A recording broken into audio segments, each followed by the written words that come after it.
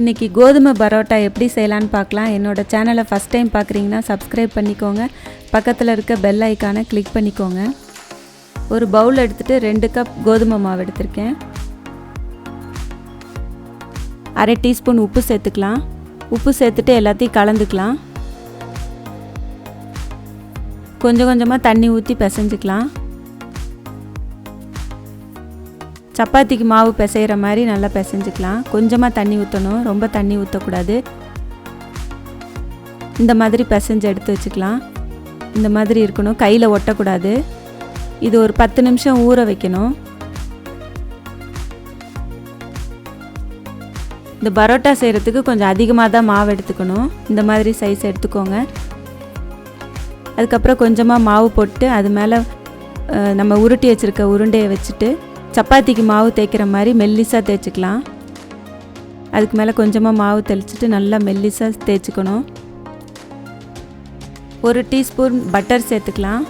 சேர்த்துட்டு எல்லா பக்கமும் ஒரே மாதிரி தேய்ச்சி விடணும்.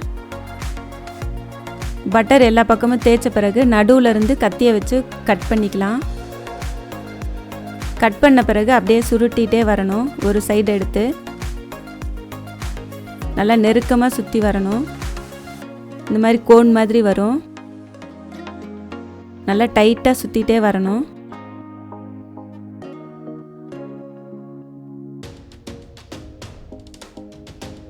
இந்த மாதிரி வரும். மேல் பக்கம் வந்து அப்படியே ப்ரெஸ் பண்ணி விட்டுறணும். நம்ம ரெடி பண்ணி வச்சுருக்கிறத சப்பாத்தி கல்லில் வச்சுட்டு இந்த மாதிரி சுற்றி விடணும்.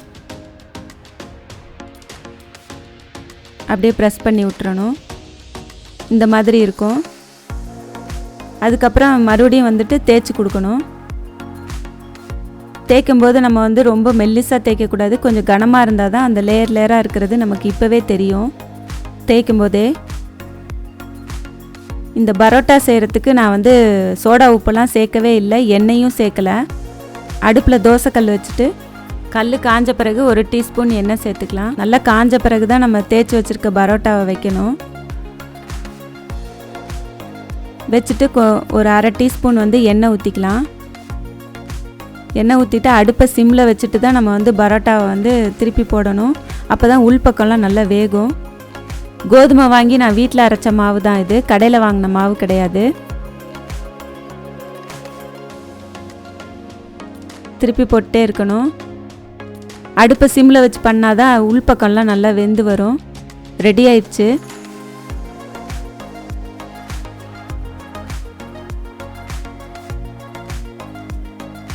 இதோட அளவுகள்லாம் நான் டிஸ்கிரிப்ஷன் பாக்ஸில் போட்டிருக்கேன், பார்த்துக்கோங்க.